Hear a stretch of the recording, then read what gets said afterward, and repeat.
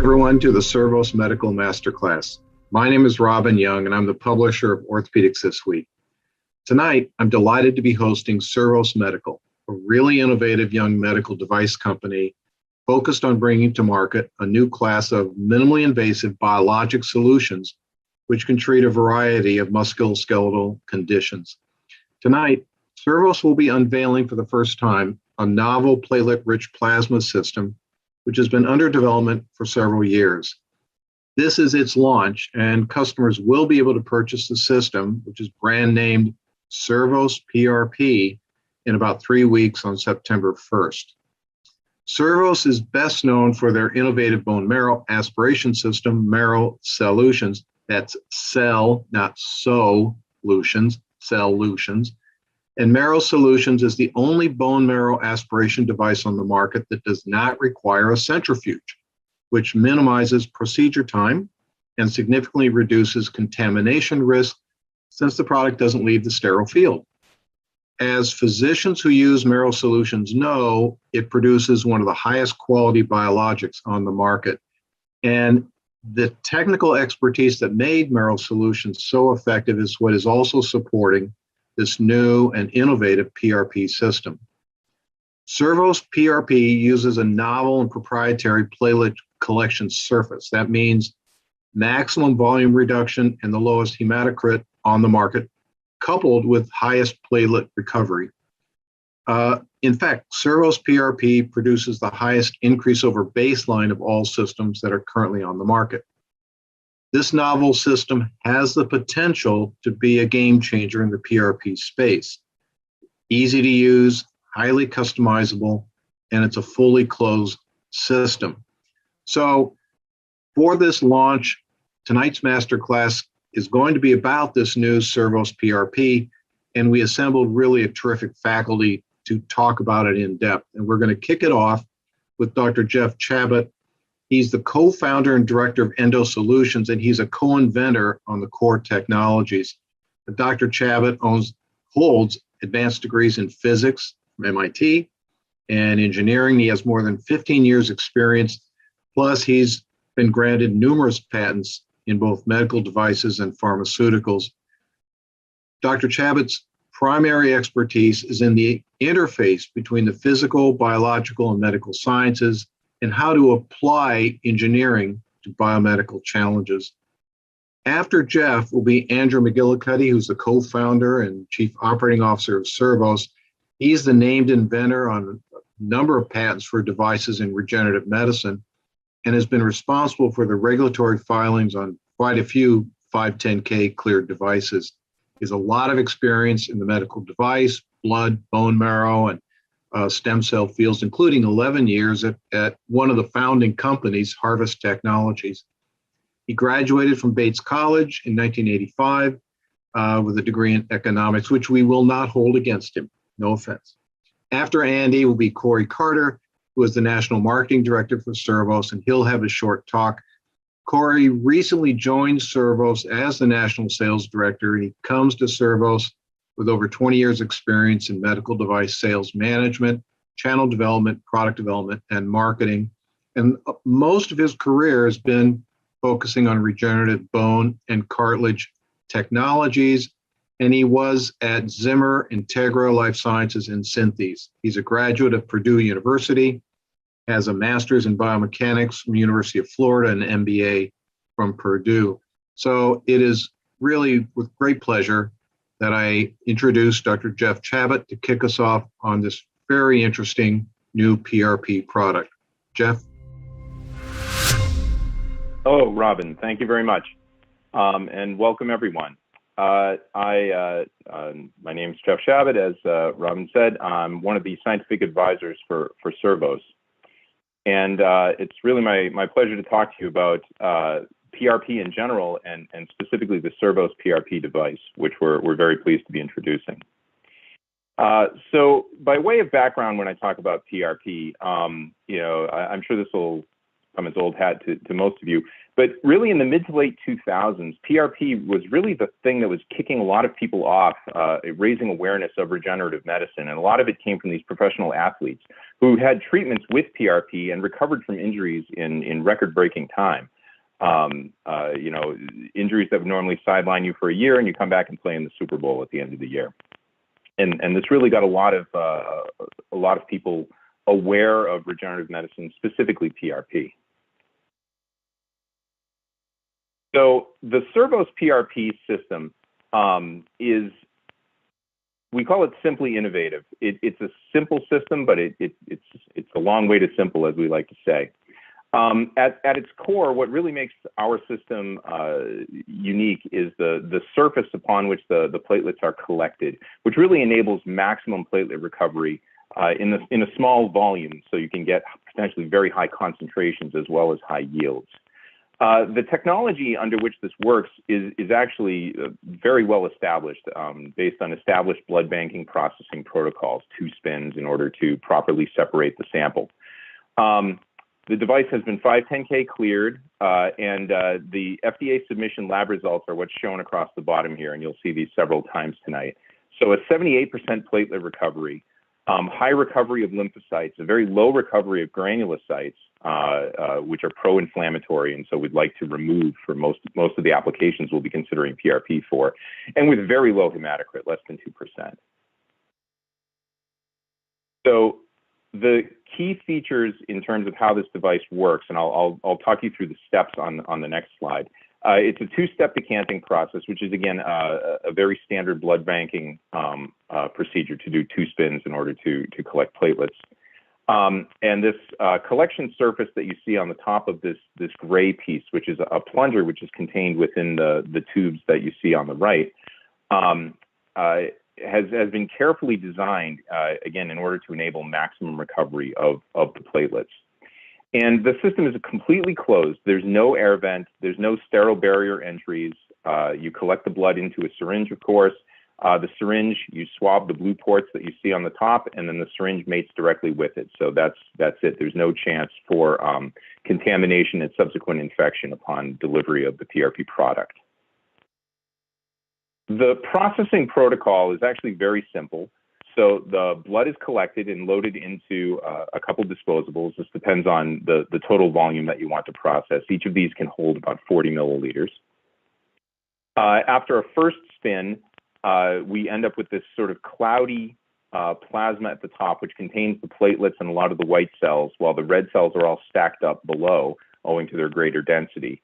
So these are pushed, either pushed from below using a screw system that enables you to get very, very precise delineation of the yellow and the red apart from each other, or it can just be drawn directly into the syringe. Once that material has been collected, it's introduced to another disposable and then spun one more time. And what this causes is the platelets to collect on that surface. And so then the clear platelet pore plasma, PPP, is collected in the syringe. And then into a separate syringe, you collect at the bottom the platelets and most of the white cells in again, a very small volume, allowing for very high concentrations. And that's the platelet-rich plasma, PRP. It's a very simple system. It's designed to work in many different centrifuges, so this doesn't require you obtain a brand new centrifuge in order to use. When we look at the numbers, which is, of course, probably the most critical thing, the Cervos PRP system here, and again, these are the numbers that were submitted in our 510K filing. 78% platelet recovery, a 6x concentration of platelets over baseline. One thing to comment on there is that the FDA, their process for submitting requires that you collect the platelets in 8 milliliters. Which leads to, if you take 60 milliliters down to 8, you wind up with about a 6x concentration. However, for your application, of course, you don't need to put them into 8 milliliters. You could put them in substantially less, which could lead you to getting 30 or even more fold concentration of platelets over baseline, if that's what your application calls for. Hematocrit, again, very low, 1.8. And the white blood cells we have a count of 11.5 million per milliliter. When you look at a breakdown of those white cells, because of course we don't want all the white cells. So in the whole blood, these are the numbers here, and these are the numbers that we get in the PRP product. Again, when we bring it down to 8 milliliters. So 26% recovery of white cells. But when you look at the lymphocytes, which are often cells that we want to retain, along with the monocytes, in regenerative procedures, we're getting very high yields of those. And the granulocytes, which are pro-inflammatory and we'd like to remove, we're getting a very low yield on those, which is great. And okay, want to make one more comment in here about regulatory versus legal risk. So some people wonder, well, if this is just, you know, spinning blood down in a tube, can't I just take a Falcon tube and spin blood down? I have a rack of Falcon tubes. Why do I need a device? So it's important to remember that all of the FDA legally marketed PRP devices that are approved for clinical or in vivo use have been cleared through CBER and will have a BK number. If you use something else like a Falcon tube or a diagnostic tube, this is not a legally marketed device. And this can lead to, well, no real way to put it, you're breaking the law if you use these things for clinical or in vivo use. And it's not that the FDA is going to come after you. The FDA has got better things to do than come after you for using a Falcon tube. The problem is actually, as is often the case, the lawyers. So if a patient seeks damages because of anything, and it doesn't matter how frivolous, you know, they didn't see the improvement that they wanted, because sometimes procedures don't improve, you'll have to prove that you didn't do any harm if their counsel you know, can demonstrate that you broke the law by not using an approved device. And how do you prove that you did no harm? I mean, that's a nearly impossible legal threshold. And finally, that in such a civil suit, if there's prima facie evidence of gross negligence, the corporate veil can be pierced, which means they can actually come after your personal assets. So this is a long way of saying, for your sake, you know, consider using a marketed PRP device, an approved PRP device, for example, ours, to protect yourself and deliver high quality results to your patients. There's a list of references here, some of which are related to my section, some of which are related to sections you're going to hear later. I don't expect you to memorize all of these, but this video of this presentation will be made available at cervos.com very soon in the future. So if you want to see these, you can go to the video there and just zoom to this point in the presentation, and all of the references will be there. Okay. So I'm just going to leave you again with this this slide with these numbers here. Brand new device. We're very proud of it. Fantastic platelet recovery, good recovery of the cells you want, low recovery of the cells you don't, and with very low hematocrit. So with all of this, I'm now going to hand it over to Andrew McGillicuddy, who is the co-founder of Cervos, and he's going to talk a bit about how blood banks have spun blood in the past, and this kind of lends insight into how our device works and how you know it's going to work in your hands. Thank you, Jeff. And my name is Andrew McGillicuddy. I've been with Cervos as a founder, and prior to that, I worked at Harvard for a number of years. And while I was working there, you know, we wound up getting, no matter who you were at Harvard, you got an education in how blood works and how blood banking works in marrow. So hopefully I can share some of that insight that was taught to me by Dr. Sherwin Kevy, who was the former chief of hematology at Children's Hospital. So first, you know, how you make PRP processing matters. So there's, you know, Buffy coat method, a single spin, a double spin, but all of these things have come out of hematology and blood banking. And so once you have a background in that space, and then you look at how some of that technology worked its way into, you know, the clinical practice in regenerative medicine, you can immediately know, well, was this really meant to make PRP? And then you'll know whether it's going to work or not. So let's go through some of that information. So first, a vacutainer tube, a lot of times there's reagents in a vacutainer tube, and it might have a 510K, it doesn't have an in vivo indication. And whatever reagents are in there probably weren't meant to be reintroduced into a person. So to reiterate what Jeff said, always use an FDA cleared device. If you try to take a shortcut, you could unintentionally hurt somebody. But when you do a single spin in a vacutainer tube, typically it's about 8 ml. You have this gel separator, which likes to stick to platelets. So basically you have some plasma on top of that gel separator, and the plasma maybe has 1.5 times baseline of platelets. It's a very low dose platelet biologic for two reasons. One, you didn't draw a lot of blood, so there's not a lot of platelets to begin with in 8 ml. And two, the plasma hasn't been spun again to concentrate the platelets out of it. So this kind of a method gives you the poorest result. The other way you make a platelet concentrate in a blood bank is a 2-spin method. And they've been doing this for years when they make platelet concentrates, transfusion platelets, fresh frozen plasma. You'll take a blood bag and you'll spin it. And during that first couple of minutes of spinning, red cells, which have a charge, they stack up like coins, positive and negative, and they actually sediment 33 times faster than a platelet.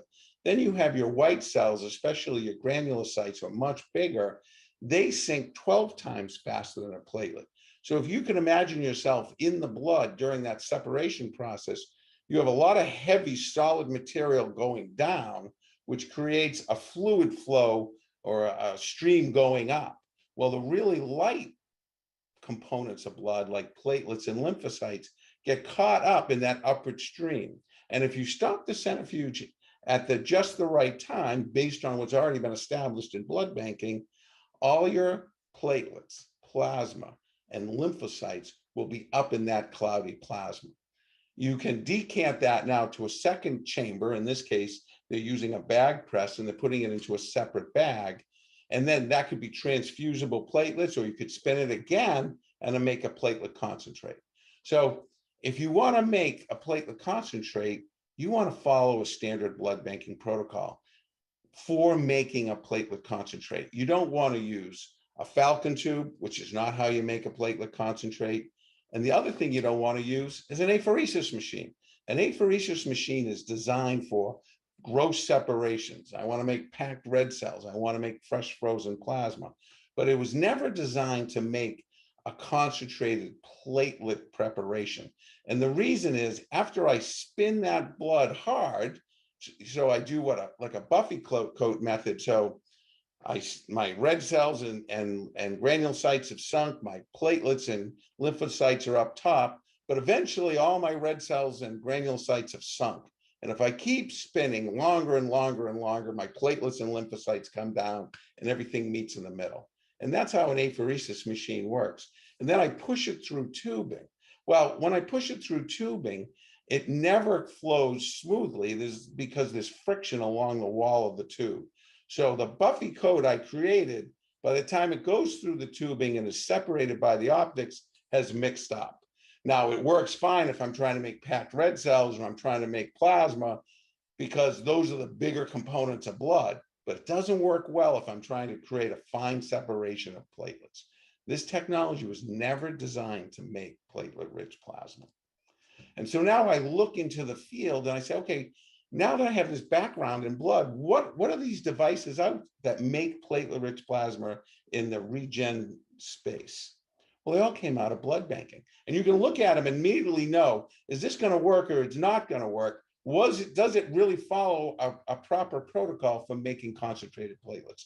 So the first one, Regen Labs or Eclipse, and you could see from Dr. Jeff's previous presentation, very low platelet counts. They're not designed to make a platelet concentrate. You didn't start with a lot of blood. Most of the platelets are stuck to the gel tube. You don't do a second spin to create a concentrate. There's no way that is ever going to create, high quality PRP. Then I go to apheresis, modified apheresis technology. You have that Arthrex, Angel, and Magellan will never work. Those apheresis machines with skip rope technology, which is the tube that you push it through after you form the Buffy coat, will never work. The laws of physics won't allow it to work. You push something through a tube, you're not going to get laminar flow. You get mixing along in the tube. It's not going to work. The laws of physics are the same in Boston as they are in California. They weren't designed to make a highly concentrated platelet preparation. Then finally, you have like two-step methods. And the forefront of all this was Harvest Technologies, which had a two-step spin protocol with an automated decanting. And then, of course, you don't have to automate the decant. You can do it manually, and there's protocols for that as well. So when you see two-step decants, you think, okay, that's how you do it in a blood bank. They've been doing that since the 1970s. That's probably going to work pretty well. And so if you are using a diagnostic tube, back to what Dr. Jeff said, make sure you use an FDA cleared device. Finally, these are, you can see the similarities here between these apheresis machines. So this Angel system was made by Kobe and was meant for, a small blood banking piece of equipment. Then it went to Cytomedics, who tried to repurpose it for making PRP. And then it went to Arthrex, licensed from Cytomedics, but it started back in blood banking. And the same thing with the Magellan. It came out of Medtronic's perfusion group. When they sold the perfusion group, it kind of found its way into regen medicine. But you don't use an apheresis machine to make platelet concentrate. It's not designed to do that. Then you have two spin methods. And certainly, the way they do it in a blood bank, you can use a bag press and a manual decant. You can make great PRP using a Falcon tube, but it's not a legally marketed device. And you have an open tube, and you leave yourself exposed when you make your own medical device. I mean, there was an example of a spine surgeon who said, "Oh, the pedicle screws are too expensive." He actually started making pedicle screws at a machine shop, sterilizing them.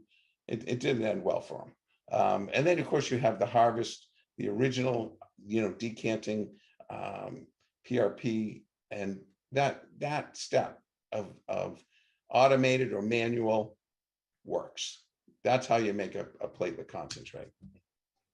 And then we look at, well, how important is it to increase this baseline of platelets? Well, in this study, what they showed is you really need like 12 to 15 times baseline if you really want to see a meaningful improvement in knee OA when I'm injecting into the knee of a joint. But what if I use like the gel clot tube and just make a very low level PRP? How does that work clinically? Well, didn't work. So if I take, a gel tube, I do a single spin, I get maybe 1.5 times baseline. I don't use guidance to inject the material. Guess what the result was? The result was, hey, it didn't work any better than sugar water. Well, you didn't really create a very high platelet concentrate. So dose matters. Dose matters across the board when you look at bone marrow, the number of CFUs matters. You look at irradiate a patient and you do a marrow transplant. The number of cells matters. You look at fat grafting, the number of cells in the fat graft matters. And when you look at PRP, of course it matters. Dose matters. And then finally, there's another paper, sometimes the titles of these papers are somewhat misleading, because when you go and read the paper, you look at, well, the marrow concentrate had CFUs of about 100 to 150, 200, and that's not very different than peripheral blood. So there's no difference between the platelet-rich plasma and the centrifuged marrow. Well, that's because there was no difference in the substrate. You basically did a blood draw out of the bone, and you did a blood draw out of a venipuncture. But both were made of peripheral blood. And if I make PRP from peripheral blood, there shouldn't be any difference between the two groups. And what did it show? No difference between the two groups. Dose matters. A CFU count of 100 to 200, it's not enough. You need 3,000, 5,000 CFUs per ml. So, sometimes, the truth in a paper, you got to look to what's in that paper. And finally, we're trying to make this real easy for our customers. It's going to be an e-commerce enabled system. You click on the site, we set you up, and you can just order, online like you would at Amazon. So we hope that that's a convenience that folks really like. And now I'd like to turn it over to Corey Carter, to our Director of Sales, to talk a little bit more about the full Cervos line. And thank you. I'm Corey Carter. I'm the National Sales Director at Cervos. And before we jump into the Q&A portion this evening, I have the honor of briefly spending a couple minutes and inviting the sales professionals on the call tonight to contact us with interest in distribution opportunities.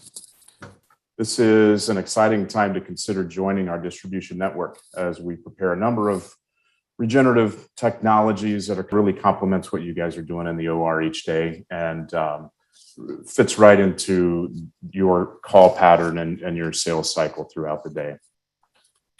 You've seen our PRP system tonight, and we're also developing an adipose-based system as well that we intend to launch soon. But while we're planning to drive the sales of these devices, as Andy mentioned, through the online program, we're really focused on also bringing on board operating room-based sales professionals too, to really focus on our percutaneous bone marrow concentration system, the BMA Marrow Solutions program that we've launched previously and intend to continue to round out. So to that end, we've got a number of territories throughout the US that we're looking for local distribution for, and we're focused on sales teams who have access and existing relationships, as you can probably imagine, in the world of spine, trauma, extremities, sports medicine, and so forth. We, through the Marrow Solutions technology, the simple concentration system really includes a number of instrumentation products and grafting solutions even to cover that broad swath of orthopedic procedures.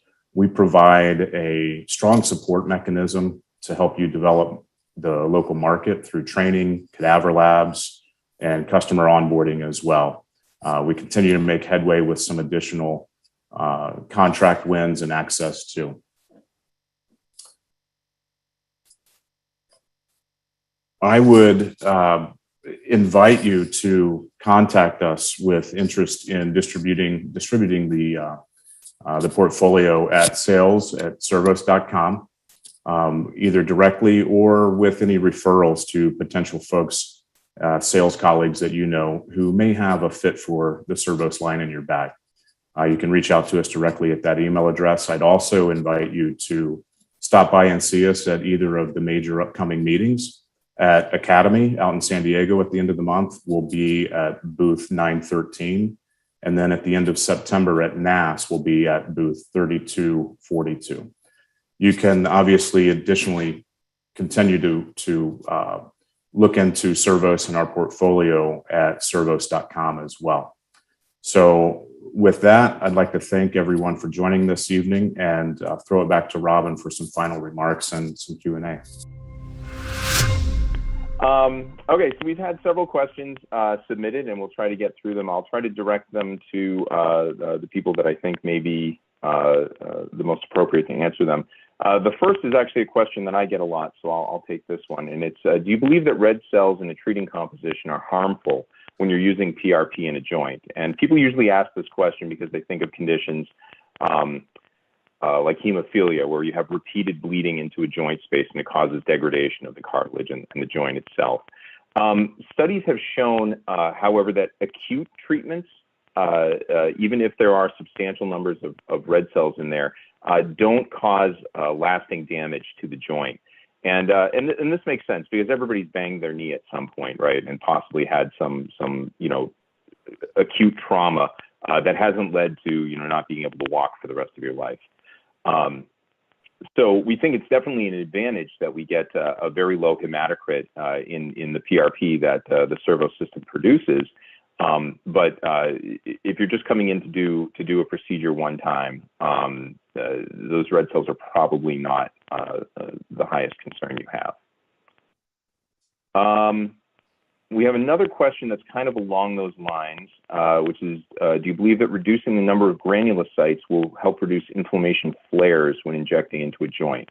And this, I think there's some pretty strong evidence for, which is partly why we worked very hard to design a system that so effectively removes granulocytes from the final product. In fact, in a lot of cases that you'd want to treat where you have knee pain, knee inflammation, osteoarthritis, rheumatoid arthritis, the synovial fluid, which is normally quite acellular, actually has a lot of inflammatory cells in it in those conditions, and that really causes a lot of problems. And it's been shown that even just flushing that joint space out with saline can actually produce some benefit just by getting rid of those inflammatory cells. So you definitely want to treat with something that's low in those granulocytes, and perhaps even add in some of that extra PPP that's going to have very low granulocyte numbers as well to try to get those cell numbers down. Here's a question. Actually, we have two questions, and I'm going to send them both to Andy. First is, what is the distinction between a legally marketed device and off-label use? And the second one, which is in different places here, fill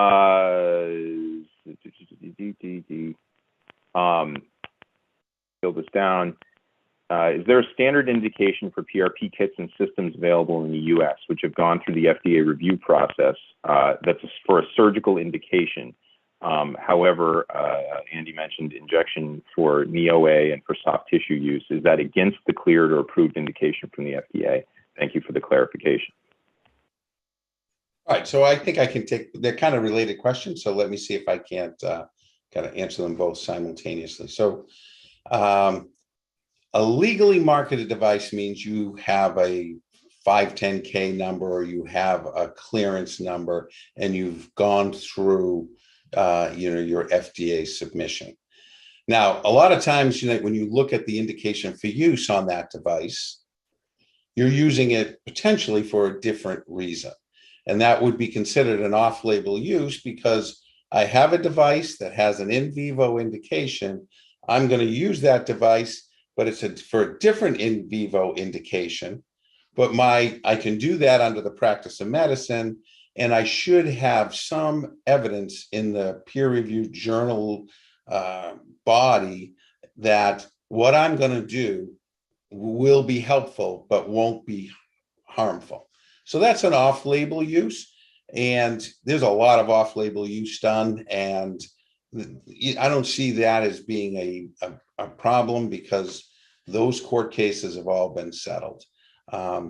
That's very different than if you make your own device. Now you're not using a legally marketed device off-label.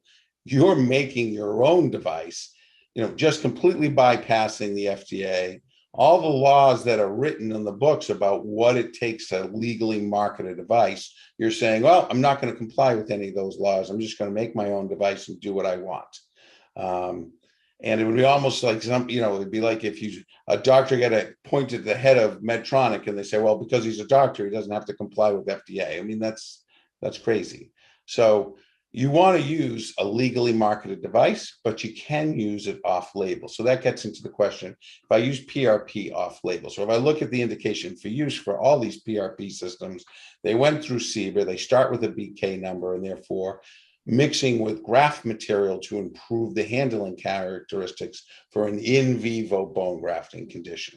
But if I look at the literature, there's tons of literature out there that injecting PRP can be helpful. So people use PRP off-label for injecting into joints and various different parts of the musculoskeletal system. And that's an off-label use as long as it has a 510(k) clearance. So I hope that was kind of a long explanation, but hopefully that was helpful in distinguishing off-label, on-label, and illegal. Okay, thank you, Andy. And of course, if there are any follow-up questions that either we don't get to or as follow-ups to the questions we're answering right now, please feel free to email us info@cervos.com, and we'll get you an answer just as quick as we can. Okay. We have another question, which is, do you believe that a very high increase in platelets over baseline, say 25x or greater, can be helpful clinically? So the answer is it depends on what you're doing, what tissues you're trying to treat. And I'll say the science is not totally settled on all of the various tissues. So there have been some studies that are done. There was one very nice study that was done in rodent intestine that where they actually showed if you put in too high of a concentration of platelets, you start actually getting a worse effect. There was a sweet spot, and too much was actually too much. It wasn't just diminishing returns. But there are other tissues or sites of injury, for example, the spine, where it seems like the higher you go, the better you are. And one of the advantages that I see of the Cervos system is that you can get that high concentration, but you can also resuspend in more of the plasma if your particular application calls for a lower concentration. So you don't need to change systems. On the other hand, if you have a system that just can't produce a very high concentration and you'd like to have that, then you're sort of out of luck. So it really is a system you can go to for whatever it is that you want to do. Okay. I think I'll send this one back to Andy. Does the Cervos PRP provide both a leukocyte-rich and a leukocyte-poor LR and LP PRP options for the end product? Yes, so the decant step is where you can customize whether you want leukocyte rich or leukocyte poor. So you're at that interface between the red cells and the plasma, but you might want to think of that as like an iceberg. And you have cells sitting like on the top of that, but they sink a little bit into the sea of red. If I push more of the red into my syringe and then I centrifuge that, I'll have a leukocyte rich and a slightly higher hematocrit. But if I want a leukocyte poor, then you don't decant as much. So you as the user customize whether you want leukocyte rich or leukocyte poor during that first decant step. Okay. Can you use this PRP for tympanoplasty or other ENT applications? What was it, Jeff? I missed that one. Sorry. Can you use this PRP for tympanoplasty or other ENT applications? I will say this is outside my area. I was going to say, I don't know what tympanoplasty is. So, but ENT, I mean, we do see people mix PRP and fat in cosmetic procedures and in reconstructive procedures. So if you have a breast reconstruction after a radiation, fat can be very helpful there because there's a lot of mesenchymal cells there and it provides kind of a natural pain relief. But the trick, in my opinion, to making that work is you don't want to dilute the fat so much with the PRP because now per ml, I've diluted my fat too much.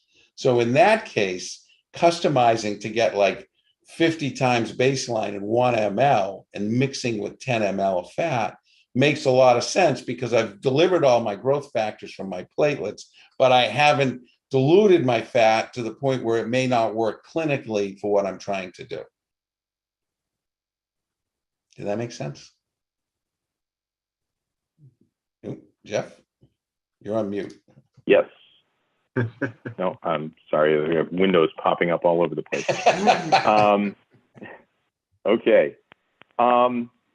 We have a clarification here, which I think is an important one. And again, I'll probably actually let Andy take this one, about PRP as an approved product versus a device that's approved to produce PRP. Can you make a comment on that? Yeah, so absolutely. So you have devices that are approved for, aspirating bone marrow. The device is approved for that, but the bone marrow isn't. The bone marrow is the patient's own tissue. So PRP itself isn't approved. It's the device to process the PRP that's approved. And then once the device processes the PRP, because it's a 510K cleared device, it has an indication for use on how you can use the PRP that came from that device. And all PRP systems are cleared to take the PRP from that device and use it for mixing with bone chips to improve handling. Now, some people try to make an argument that, hey, once I take the PRP out of the device and I go to use it, now it's a completely unregulated tissue because it's autologous, homologous, same patient, same procedure, and it's not regulated. I mean, that's kind of a gray area. It's never been litigated. Bottom line is, if you're going to use something off label, have some good clinical, backup that makes sense on why you're going to use it off label, and always use an FDA cleared device. You're never really going to get yourself in too much trouble if you just follow those two simple rules. There's actually another related question. I'm just going to keep going to you here, about the specific in vivo indication for the Cervos PRP device. So I'll go back. The first, I'll let you answer that. Yeah, so the first device that got a BK clearance was Harvest Technologies, and it was for mixing PRP with bone graft material. Every device that's come subsequent to that has used Harvest as the predicate device. They all have substantially or equivalent indications for use. That's why I say they all have the same one, because they all used Harvest as the predicate, and I was at Harvest when we did that 510K.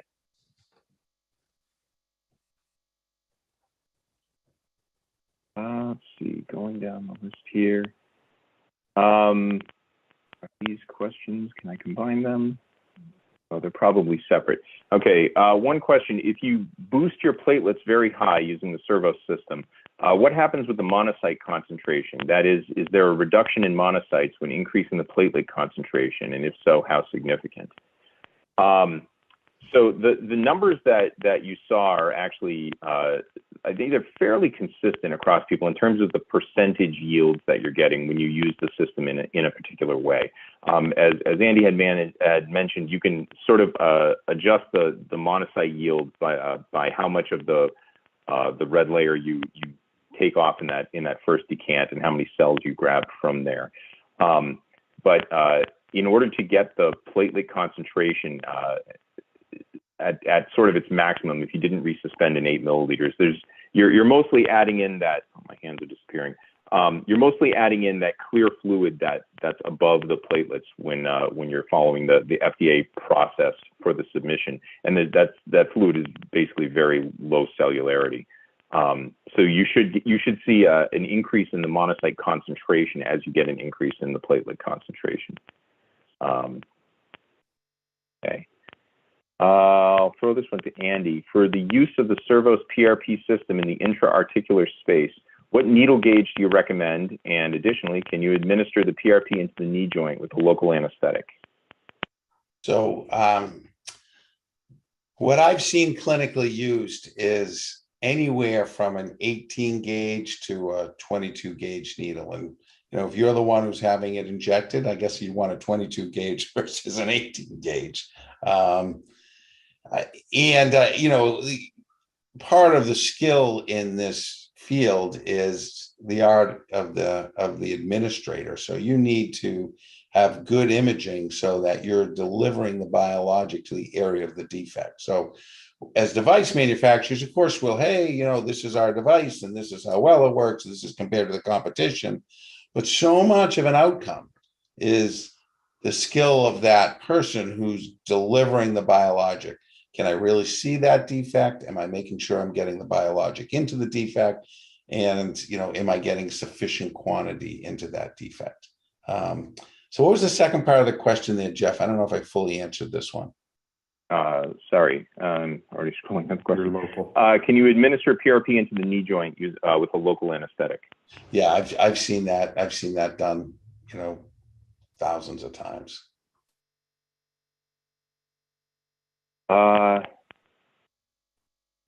And there's a follow-up question about, is there a recommendation after the injection of PRP into the intra-articular space?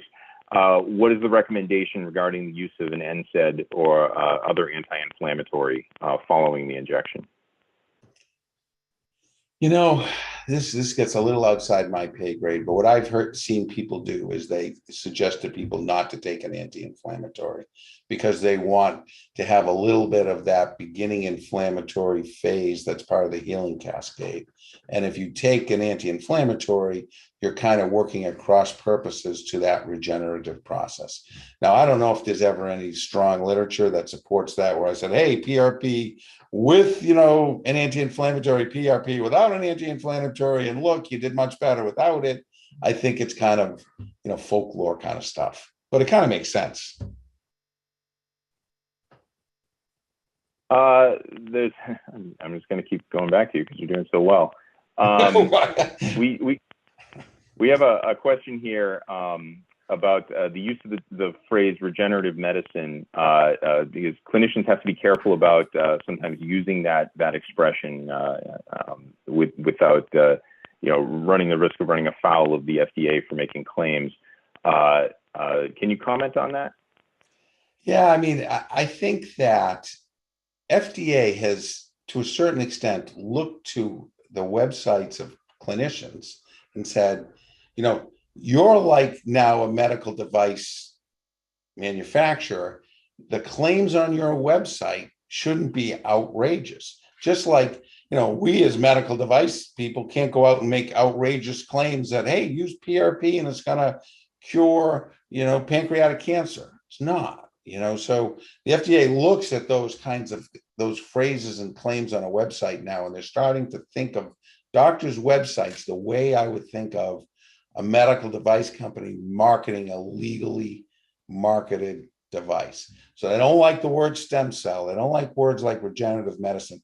They don't like you saying, hey, if I use PRP, you're going to regrow cartilage. Anything like that, I think you're kind of way out of bounds. But, that's kind of a part of the regulatory world that we don't live in because we never do anything like that. We live within our box of what our claims are. But that's what I think is starting to happen out there. I'm going to ask you one more, and then I'll take the last question. Okay. Do you believe that mixing PRP and fat produces a better outcome when you use them together for cosmetic surgery? Yes, and I think we touched upon that a little bit earlier, but the key is you have to really concentrate the PRP so you don't dilute the fat. But I'm a big proponent of fat in doing things like in like breast reconstruction after irradiated tissue. And we have a program that we're going to start with some folks at UPenn in Philly coming up for that kind of an indication. But the thought process and how we're going to work this protocol is, I like to use this analogy. If I go to the gym one day a month for 24 hours straight, I'm not going to have nearly as good an outcome if I go to the gym 1 hour a day for 24 days straight.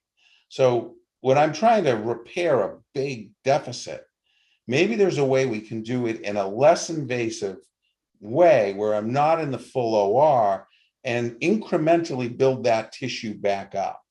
And, what is going to be the best way and the best protocol to do that? So we're working on that protocol. We're working with UPenn on that. And we're hoping that, we can improve those kinds of procedures by just using that simple analogy. We're going to try and go to the gym every day, not one day for 24 hours. Does that make sense? Okay, thank you. There's one quick clarification question, which was, what's the final volume of PRP obtained with the product? How much whole blood is used to obtain the PRP? So the numbers that I showed before, we're starting with 60 milliliters of whole blood and bringing it down to an 8 milliliter final volume. That's the FDA's protocols to generate those numbers for submission. The devices, if you use 2 of them, they can each accommodate about 40 milliliters. So you could start with as much as 80, and you could end up with even just say a couple of milliliters. So that's why we say that 6 could turn into more like a 30 if you needed it to. Okay. And the final question is, how does PRP relate to vasculogenesis? So the process of vasculogenesis, which is, fundamental for remodeling following an injury to really do the ultimate repair of the damage, is really guided by cells, which largely emerge from the bone marrow in response to various cytokines and growth factors. The PRP is insanely rich in those growth factors. So when you inject PRP into the site of an injury, what it's doing is it's basically sending out a call for cells to come in and really affect the repair. And of course, the other thing that it'll do is that the platelets will themselves be rich in anti-inflammatory cytokines. So they'll tone down the inflammation in addition to calling in the cells to really affect the repair. And that's actually a very convenient last question, because we are going to go to a video about vasculogenesis.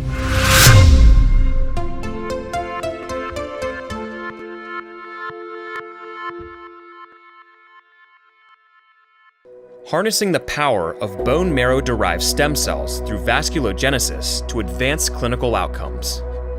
Bone marrow is such a precious resource that it is the most protected part of the body and resides deep inside bone cavities.